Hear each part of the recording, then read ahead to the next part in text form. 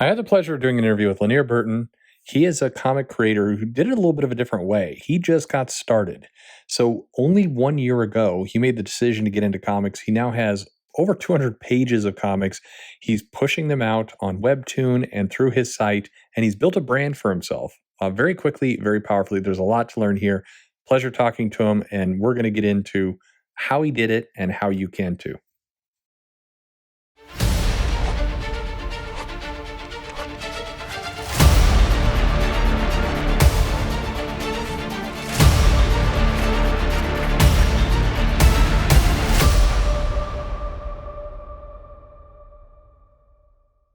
All right. Well, I'm here with Lanier Burton, who is a producer of comic books, really on the independent circuit here, and has a really unique style and collection of books. Has a really interesting story. Was excited to get you on to talk.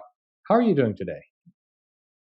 I'm doing good. How's everyone out there? I want to thank Perch here for letting me be on the channel, talk to you guys and to him about what I do and representing the new generation of indie comic creators. Yeah, absolutely. Well, I mean, the pleasure's. I mean, the honor's all mine. I thank you for making your time, and I was intrigued by your story and kind of how you got into comics and what you do, and I know you've talked about this before, but I think you come from a really good grassroots origin of getting into comics. Can you tell me a little bit about how you got there? All right, so it all started. This was in November 2018. I was taking a trip to Atlanta with a friend because at that time I was still doing music. So I was a producer, songwriter. I was doing hip hop, R&B, and stuff like that. So we went to Atlanta because down there is where it's pretty much the hotbed for up and coming music creators. So we went down there. We were gonna look for a place, but the time that I was there, I was like, you know what? Maybe I'm not really too into this. Like, it was kind of weighing in on me being in the music industry and not really seeing too much progress and just how rapidly things change. So on our way back to Wisconsin, I noticed a sign that said "Danger, Falling Rocks" as we were driving, and for some reason the term "Falling Rocks" just kind of stuck in my head, and I was like, you know what, that'd be kind of a cool name for like a story or something like that. Oh yeah. So yeah, so when we got back home, I was just sitting there. I was like, okay, let me write the story out. So I was like, okay, Fallen Rock. That's what I named the city or the town that it's going to be set in. And then from there, I started doing the doodles for like the first three characters. And then it's as if the story just popped in my head after that point. Um, and then from there, I went to Upwork, though, where you can hire, like freelancers and stuff like that. Yeah. Because, I don't think, like you've mentioned this before, like no writer no, if you're a writer, your story's not going to be just grand thing that anyone's going to do for free. You got to put some money up for it. You got to build a rapport with artists. You got to network. So that was my first thought immediately. Hmm. So I hired the artist Ria Yu to illustrate it for me. I wrote it the whole thing. I did the layout, storyboards, and then we put it together. And once it was complete, I was like, you know what? Let me just put it out. So once I put out my first book, which is True Science Fiction, issue number one, March 5th, 2019, it just kind of took off on its own. And then from there, I just been, putting out works consistently. You have. It's interesting to see. So I mean, one, I want to praise you for kind of your pace. You're talking about really about a year, um, Hmm. and you are in effect your own publisher. I mean, you're writing these comics, but you've got several. You've worked with different artists. You've gotten very different concepts, and that's what I find a little bit unusual about your story is that many creators they have kind of the same style, the same genre. You've got things here that I would say are aimed at a younger audience, older audience, science fiction, more kind of a 1950s pulp kind of feel. You've got it Yep. all. Yep. I've always liked creators who were really diverse. So you had Stan Lee, for example. He was writing so many different stories and different genres or whatnot, and I was always super interested in that. I always felt that I had a lot of things to say in numerous ways, so I always try to attack it that way. Yeah, I mean, the interesting part is that people coming to your site, and we'll promote your site where people go to find your comics here. Of course. Um, they there's a lot to choose from. If you do not like one book, you move over and there's another book that probably you will like. I mean, it's striking to me that you have such different styles, and again, you've worked with different creative teams. That's unusual in itself. Yeah, I always like to think of myself as a common denominator. So, as long as I'm writing my series, then I know I'm the perfect voice for it. I have a clear direction for it and whatnot. As far as like different artists, I kind of pick and choose who I feel is best to illustrate a certain issue because I like to think of any particular one issue is a story in and of itself. Hmm. So, I always want to have them different than the last issue. I want them to each have their own kind of mood and vibe and just kind of genre and feel. It's kind of like, are you familiar with the show Samurai Jack? Oh, absolutely, yeah. Yeah, you remember how every season, like every episode, just had its own kind of atmosphere and feel, and I was just really inspired by that as a kid. Like those creative shows and other comics I would read, like every issue just felt so different than the last, and that's kind of what I want to put into my work for sure. Do you think it helps as you've got different story ideas? Do you ever come to a place where you're like, well, this is going to work better for Give Me the Loot, for example, one of your books, versus this is going to work better for true science fiction? Do you find that that gives you some freedom to kind of whatever you feel like writing in the day, you can just kind of hop to whatever genre works for you? Yeah, it's ironic that you said that because that happens all the time. Like I'll think of a character and I'll be like, "Oh yeah, he'll be great for true science fiction," the sci-fi book. But then I'm like, "Oh, or maybe he'll be better in crime capital." The kind of the vigilante crime story kind of feel. Hmm. He might be better there. And then I like to make fun of myself, so of course I'll put some of that and give me the loot. Yeah. Or I might do something for B sides, which is like my Jack Kirby s sort of sci-fi cosmic story. I always like to bounce them around. Well, I mean, I It's imagine it helps you it helps keep you from burning out. You basically you get to go wherever you feel like during the day, Mhm, and so when you decided to go into comics again, what's striking to me is just this was a year ago, mhm. and you've got now how many comics do you have? You have a lot of comics out and going. Okay, so I actually wrote it down. So Excellent. I've got 9 comics published right now.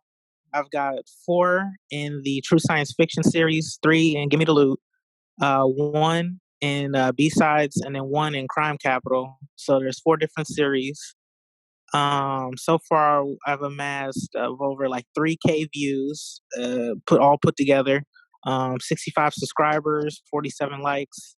My rating amongst the 4 series on Web Toons, is Hmm. a 38.5 out of 40, and Nice. I see that I've written over about 200 pages so far of things that are published. I, okay, so we'll stop. We'll pause there for a second. So 200 pages. That's about a page. It's more than a page every 2 days. Hmm. A lot of content out there. Again, you're producing a lot more than other people, which is one of the reasons I really wanted to talk to you and was struck by your story. Is you came into this, like you said, from the music industry. You didn't have this long kind of Hmm. this 20-year history in comics. You decided you wanted to do it. You started working, and you got content coming out, and you built up your library. Yeah. Yeah, I really gotta salute my music background for that. Being in music, you always have to be at the cutting edge, and you always have to be really productive because a song that you put out a week ago, I mean, within 2 weeks, somebody's already forgotten about it or they're moved on to the next thing. So you always had to keep busy, and I was even when I was doing music, I would do all my production, of course. I would do all the music videos. I would shoot them myself. I edit them myself. I would contact artists to do any like cover art for the albums or anything like that. I would reach out to different venues to do shows. I've always been really hands on in everything that I've done. So I took that experience in the comics, and then I've just flourished. When I was a child, I used to doodle, little books just out of like amusement for myself. I never in a million years, Perch, thought that I would be making comic books. I swear, I tell people that all the time. I never thought it would happen, but it was as if the life kind of chose me. Yeah. you know what I mean? Oh yeah, absolutely. I think one of the ways there's a lot of success stories for people in comic books and outside where they didn't necessarily start out to do this, but they almost fell into it. But when they recognized they were falling into it, they pushed as hard as they could, and they produced, and they embraced it. And it looks like Yeah. that's exactly what you did. Yeah, that's exactly how it happened. It just like pulled me in, and I was like, you know what? I might as well just go really strong in this. I've always been a fan of Marvel, DC, but equally I'm a huge fan of Shonen Jump and manga, and I like to think of myself as like a hybrid of those two worlds, and I want to be the bridge between, American comics and Japanese manga, and so I'd like to take bits and pieces from both. Well, I'm glad you said that because that was the other thing that struck me. Is that it does have a Shonen Jump style feel to it in the sense that you picked up the pen, you found the talent to work with, and you just started moving. And I think that's been that it really comes across in your work. Yeah, thank you. I was just greatly inspired by Akira Toriyama, Dragon Ball creator, Ichiro Oda from One Piece, of course, which is Oh yeah, uh, just about one of the biggest selling series of all time. I was inspired a lot by those guys, and just everything Shonen Jump does. I feel like they're just really, oh man, what's the word I'm looking for? They're really innovative over there. mm, Where I they, know here in the states things can be really methodical and tedious, and it's like an old system. People are still dependent on a lot of old things from maybe the late 70s or whatever. But I feel like over there they're very up to date, they're very modern, yeah. and they adapt. It comes across. I mean, it definitely. I think that's true, and I think I wanted to ask you a bit about webtoons because it's funny. A lot of people don't know that exists. I think they talk about comics and there's the one route. It's work really hard, find a publisher, get to Marvel DC, Yeah. money go. Yep. And then now hey, you can get a Kickstarter or an Indiegogo put together, and you could do that route for crowdfunding. But they forget that as you're learning and as you're pulling yourself up, there are lots of available vehicles to actually put your comics, Yep. and Webtoons is one of these. How'd you how'd you wind up there? How'd you find it, and what sent you in that direction rather than the where everybody seems to go? So before I even put out my first book, I was doodling. Well, I was working at Half Price Books, and it's really nerdy around there. We all like comics and different things. So I picked up like a little notebook, and I was jotting down little characters, and I would just doodle stories and things like that. And I gave it to one of my coworkers, and she told me about webtoons.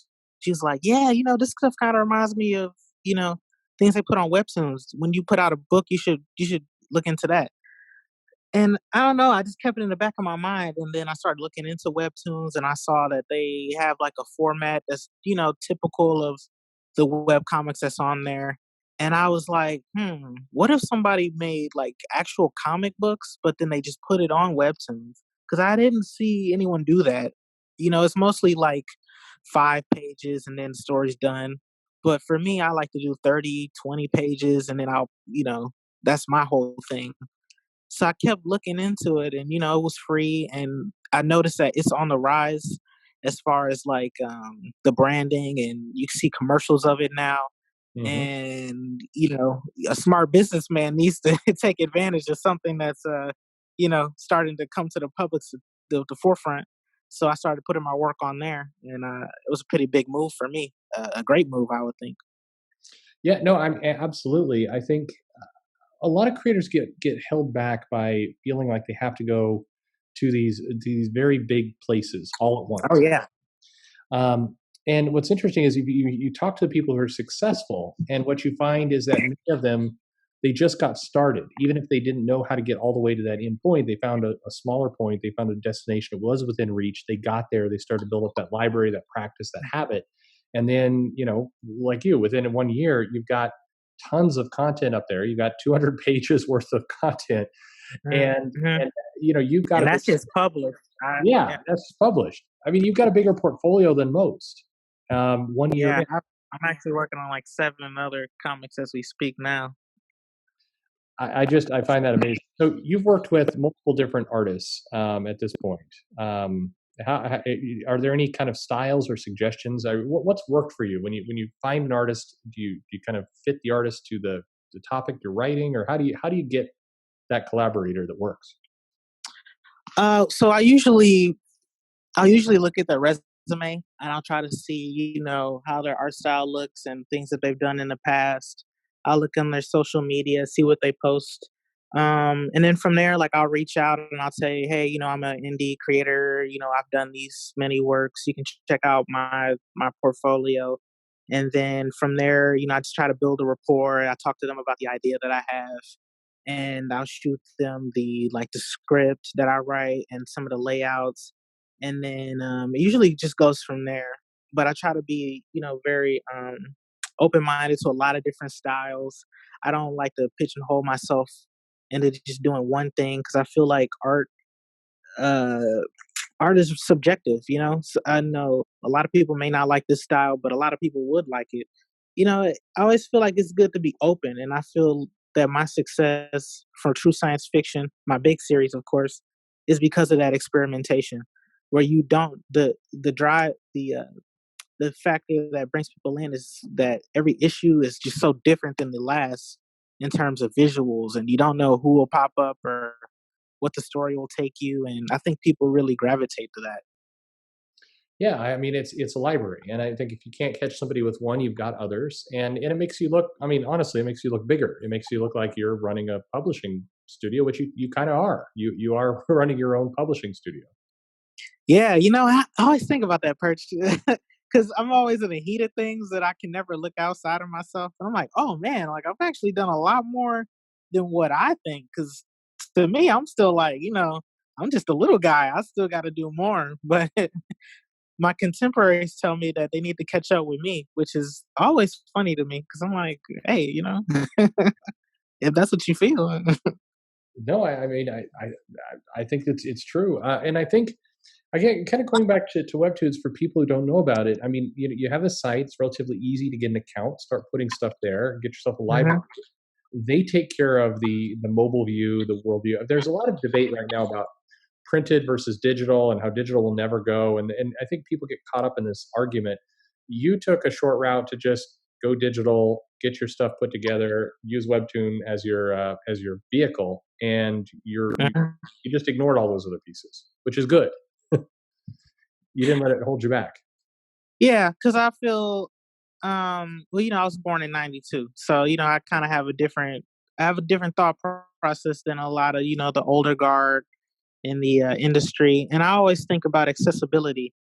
People are drawn to streaming services because it's accessible, it's convenient, they can look at it on their phone, things like that. So I like to think of my work and my art, it should be geared towards that mentality since we're in the digital streaming age.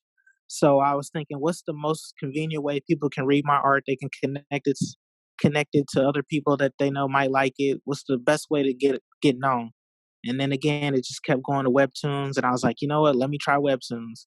Eventually, I want to create my own app so I can cut out the middleman, Hmm. but as of right now, Webtoons is doing great, and it's a good way for me to get my name out, and people can read my work easy.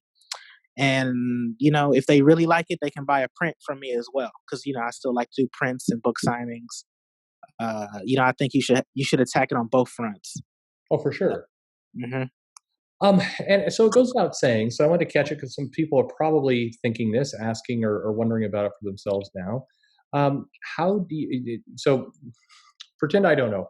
How do you make money off all this? You mentioned a couple. How do you succeed as a businessman putting this out? Where who's paying you? How do you actually get that funding?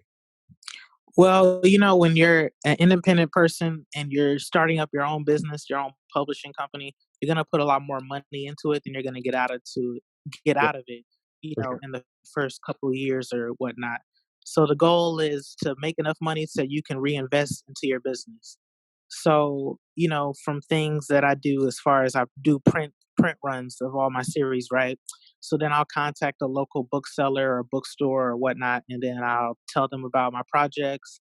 I'll set up a date, and then I can sell my books there. My last two book signings, I sold out completely, so that I made upwards to $500 in a couple hours, right? Hmm. Put that money back into producing books or promotion or things like that nature, and then I can open up my online store where I can sell prints there. I do digital copies on Amazon. I always tell people they should think of different like revenue streams. Sometimes I might not make some money off a certain thing, but I'll get a connect. I'll get someone that they know who's in the industry, and then I'll get their information, and then we can collaborate and work out a deal or something like that. I don't know. I always try to think of it that way. If I can't make a profit from it, I'll at least network from it, and I'll meet someone else that's in the industry, and then I can, do something with that. Yeah, every door opens a new door, so to speak. But Yep. no, I mean, I think there's a lot of good material here. So, what is there a genre you haven't hit yet? Is there a type of content you're hoping to get to? You got to find the right collaborator. Is there an idea in your head that you're anxious to get out into the world that hasn't made it yet? And could you tell us if there is? Okay, so yeah, so I might have, like I mentioned earlier, I'm working on several other comics right now, two of which are in the fantasy department, and I've always been interested in just doing something real fantastical and things of that nature in my own way, of course. So I've got those two coming. I've got a horror comic coming out later this year.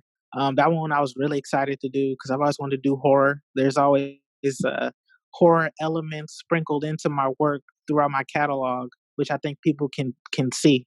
But this one called Shrivel, Hmm. it's strictly just a horror story, and I think people are gonna really love seeing that one when it comes out. I've got like a war comic coming out. Man, I'm writing a romance story now. Wow. I don't know. I try to do everything, and I try to challenge myself. I don't want to just stick to one thing in particular and just be known for that. I want to do everything No, if that's I can. So no, it's bold, and it's also you don't fully know what's going to hit. So until you do, yeah, it makes sense to put a lot of material out there. yep. I always tell people it's like lining up some dominoes. So say that one of the series hits, right? And then it'll just fall onto the next one and the next one, and then they all just fall into place. So this all about just dominoes. Hmm. That's the analogy that I tell people.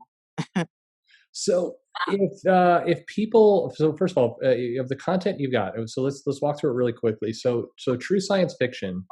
I mean, it's kind of in the name, but Mhm. what would people expect? What do people expect out of that book, and what would they come in and find? So in true science fiction, it's kind of like one of those moral. You remember? Okay, I'm gonna take you guys on a little trip. You know how in the 1960s in Marvel you had Tales of Suspense or the Amazing, fantasy, that kind of stuff, right? Yeah, yeah. So true science fiction, it is structured like that. It's like an anthology series of just all these characters in this universe, and they all like interact and they connect in different ways, and it's just like this huge thing. So when you read a true science fiction story, you're gonna read something that has action, it has sci-fi, a little bit of some horror elements. It's not really gimmicky as far as like people calling themselves superheroes or anything like that. It's not really about that. These people may have extraordinary powers, but they seem to tip most times they operate in like the gray area where you don't really know if they're good or bad.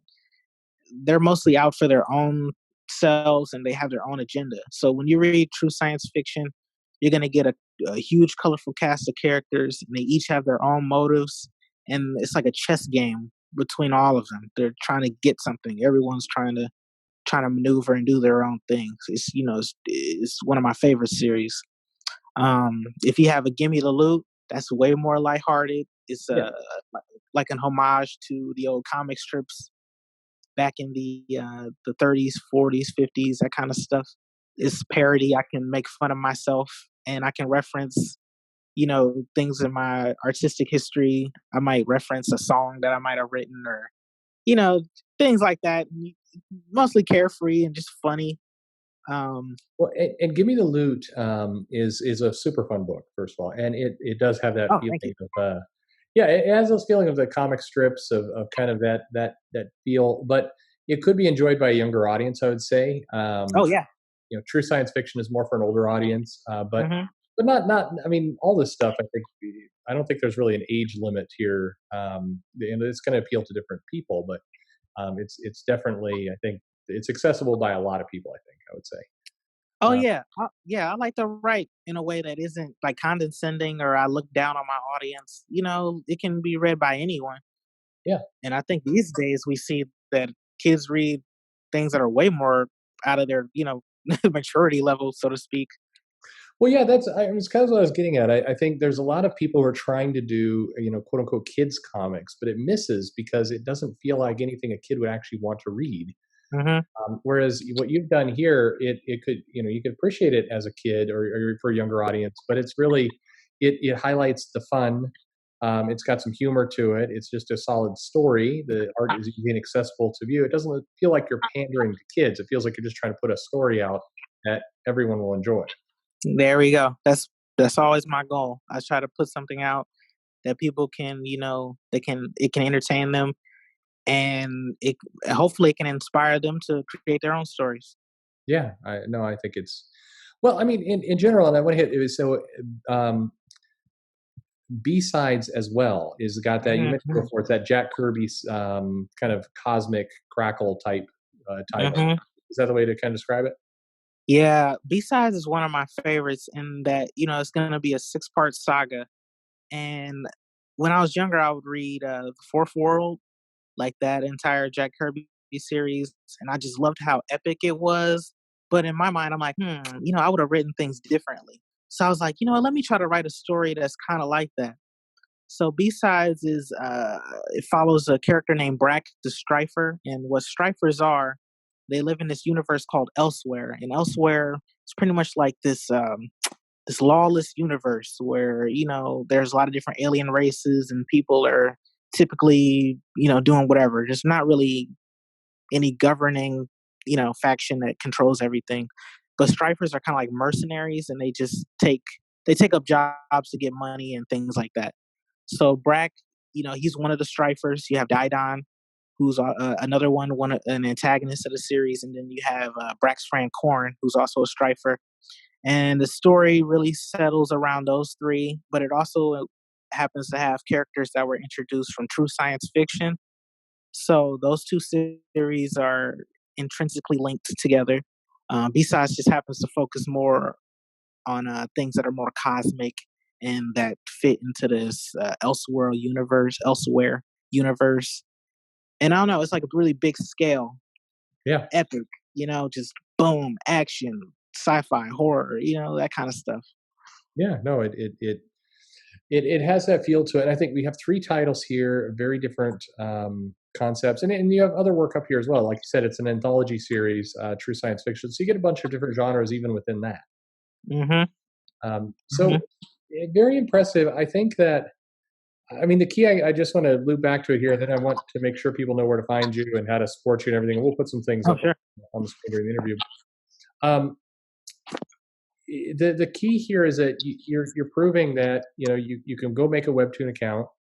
It's free, I believe, to get Yes, it is. started there. Yeah, free. Mhm. Yeah. Yep. And this is an option for you to just start publishing your ideas.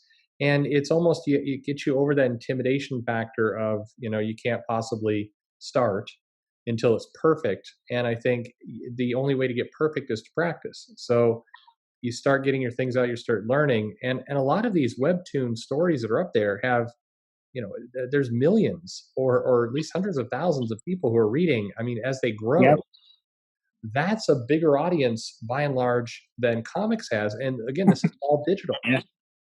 Yeah, that's a huge audience that people can tap into.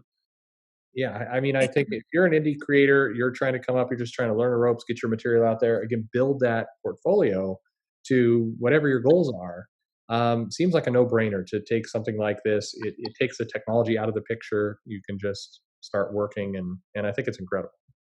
And again, coming from music, when you're doing negotiations in the music industry, they'll ask you about what's your YouTube views, what are Mm.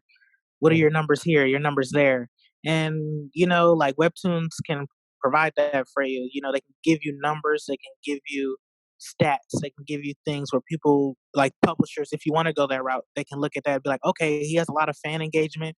We see that he has a lot of views, clicks. People clearly love his work, or things like that. So it's a way to keep the numbers on the board, just in case anybody wants to know.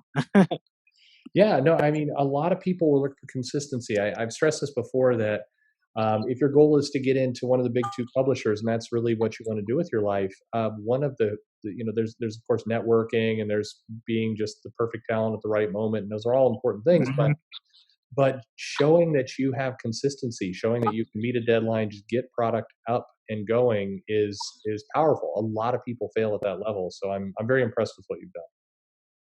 Thank you, thank you. And I can't say can't stress it enough. You if you want to get into it, just do it yourself. DIY. Yeah. I didn't have a mentor. I didn't have anyone to teach. No one in my family has ever attempted to do any of this. And whenever I put out a new book or anything like that, they're astounded by it all. You know, this is unprecedented as No, far as what they can see. I mean, it's. I think you got to get started somewhere, and I think that 1 year in this amount of content, it's just you're building your audience very effectively. So very, my hats off to you. You've done a great job here, and it's a great story. I think for a lot of people who are listening to this who have this dream of being in comics, here's a way you can do it. A nice, yeah, an easy way in the sense that still a lot of hard work that you have to do yourself to build your, Hmm. but it's within your control. I mean, you control getting your comics out from start to finish. Yes, I do. Well, Yeah, if people want to get a hold of you, so if how do people find you? Like I said, we'll put up some stuff. I'll get the information, sure. so we'll see it up there on the screen. But how do people find you? How do people support you? How do they follow you? Okay, so the first thing, you can go to my official website, coolestdolo.com. That's COOLESDOLO.com. You can follow me on Twitter and Instagram, which is also coolestdolo, COOLESDOLO. You can follow me on those two things. I have an online store that's open where I'm selling prints of new issues and posters and things like that. I'm also on Amazon. You can find me under Lanier Burton, Mhm. LANIERBURTON. I have a lot of my works available on digital there. Um, those are pretty much the main routes there. Yeah, if you go to my official website, everything you need to know and see is right there. Or you follow me on social media. I'm always on there. If you're, an upcoming artist and you want to work with me or something like that, you can send me a message. If you guys have any questions, just send me a message or whatever. That kind of stuff.